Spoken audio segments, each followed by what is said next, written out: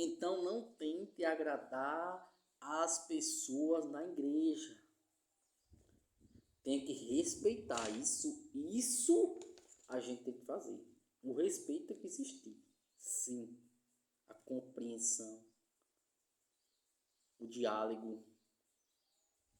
É claro que nem em todo lugar acontece o diálogo na igreja, porque tem sempre pessoas que querem ser o centro, que querem comandar a igreja, a comunidade. Por isso que as comunidades não crescem. É preciso diálogo com todos e com todas ter vozes na igreja. Mas, infelizmente, nas comunidades, está sendo assim, uma pessoa só comanda, uma pessoa só... Não, você não, ninguém é dono da igreja. Quem é dono da igreja é Cristo. Então, a comunidade ela não cresce, ela não produz fruto. Porque ela está presa em uma pessoa, onde ela devia estar presa em Jesus Cristo. As comunidades não crescem porque as pessoas tentam agradar aquelas pessoas. Aí fica escolhido. A quem você agrada mais aquelas pessoas participam da igreja. Quem você agrada menos vai na igreja ou não vai na igreja. Então, o correto é a gente se esforçar para não estar agradando as pessoas, falar a verdade. Apesar que tem muitos que não gostam de ver a verdade. Você fala a verdade, mas não gosta de ver, de ouvir. Você fala a verdade, tenta alertá-lo, mas não quer ouvir. Ah, mas pode falar a verdade, mas quando você fala, são os primeiros a achar ruim, são os primeiros a te tratar diferente. Mas a gente tem que saber, tem que ter discernimento, tem que pedir a Deus, tem que ter sabedoria como agir, como o que falar, como falar. Para que não está agradando aquelas pessoas e está desagradando o Pai que está no céu. A gente tem que ter cuidado, porque eu vejo, não estou ocupando em tudo. Quero que você entenda. Muitas igrejas não crescem por causa do grupinho da igreja. Daquela pessoa que quer comandar, quer ser o líder sempre. Chega um tempo que ela mesmo não aguenta, não suporta. Por quê? Porque é muita coisa para uma pessoa só.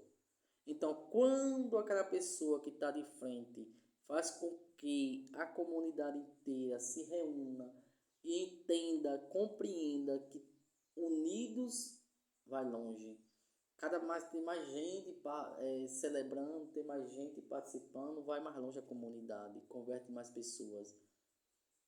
Mas enquanto tiver só um querendo comandar a igreja, é do meu jeito, é assim, não vai crescer. Não vai crescer. A maioria das comunidades não cresce por causa disso. Não estou ocupando sempre a comunidade, porque sempre tem pessoas que não vão participar. Tem uma comunidade que tem 100 pessoas. Você pode converter 50, 40, 70, 60. Agora 100% você não vai converter. Então a gente tem que botar isso na mente. A igreja, a comunidade tem que crescer. Se ela não está crescendo, se ela não está dando fruto, é porque quem está ali não está sabendo fazer com que dê fruto. E é preciso estudar com cautela, com consciência limpa, para saber evangelizar. Porque senão, fecha as portas. Porque o centro não é as pessoas lá de frente, mas sim é o próprio Jesus. E lhe digo, muita igreja já fechou as portas por causa disso. Só que quando uma igreja fecha as portas numa comunidade, a tragédia ali espiritual é grande. A gente não vê, não sabe, não está vendo, mas é grande. Porque quando a comunidade tem uma igreja que reza, tem 2, 3, 4, 5 rezando, mas está rezando, de alguma forma a espiritualidade ali naquela comunidade, Jesus trabalha. Mas quando não tem nenhuma pessoa na comunidade, não tem uma igreja, fecha as portas, aí o demônio age com violência, com força na comunidade, porque Jesus não está ali. Não está ali. Ah, mas Jesus está no nosso coração. Jesus está em todo lugar. Mas se não for fortalecido diariamente, todos os domingos, Jesus não tem como fazer com que a pessoa dê fruto. Ele fala muito bem sobre isso. Toda a videira que não é como se fosse assim, todas aquelas pessoas que não estão conectadas com Jesus, ela não dá fruto. Porque se eu sou uma pessoa que rezo, a tendência é eu dar fruto. Não estou dizendo que não, a pessoa não peque, mas a tendência é dar fruto. E os frutos é converter. Pregar o evangelho, pregar a verdade. Esses são os frutos. Mas uma comunidade, uma pessoa que não reza, ela não está interligada em Cristo. É como se fosse um jogador de futebol. Se aquele jogador de futebol, ele é jogador porque ele, meio da semana, ele joga bola, treina. Então ele joga bem no domingo, no sábado.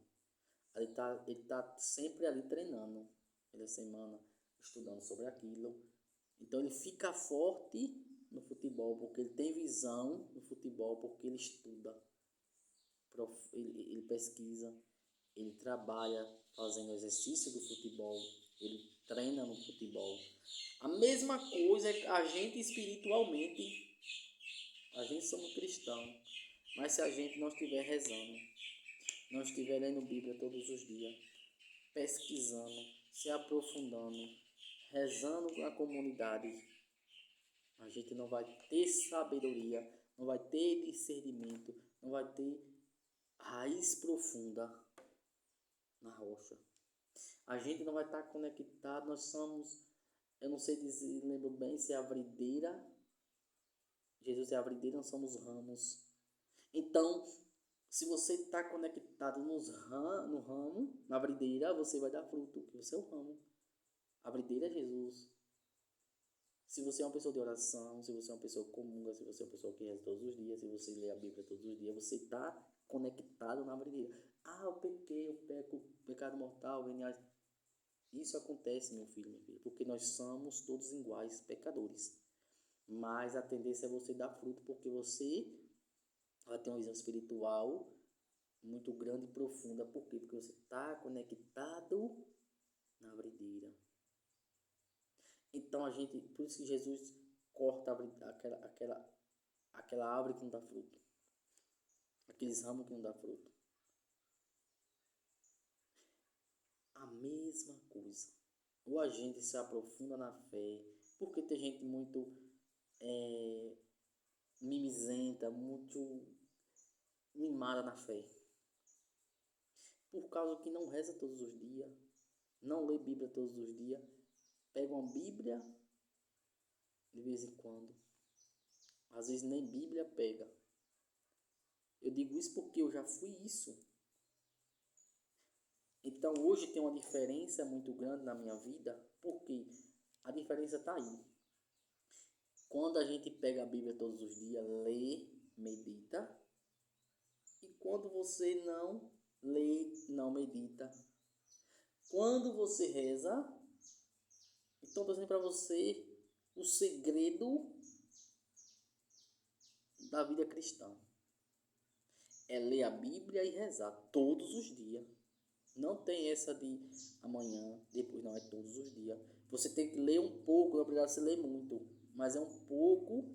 Se você não entendeu, é como muito bem que eu lembro da reunião que eu tive, ela falava que lê um texto hoje, mas ela lê todo dia. Amanhã, se ela não entender, ela lê de novo, então ela entende. Então, quando você lê a Bíblia hoje, não entende, amanhã você lê de novo, você vai entender. Ou não entendeu, depois você entende. Mas a gente tem que pegar a Bíblia para ler. A gente que é católico, temos que ler a Bíblia. Todos os dias, temos que rezar. Então, assim você está conectado na, em Jesus. Está conectado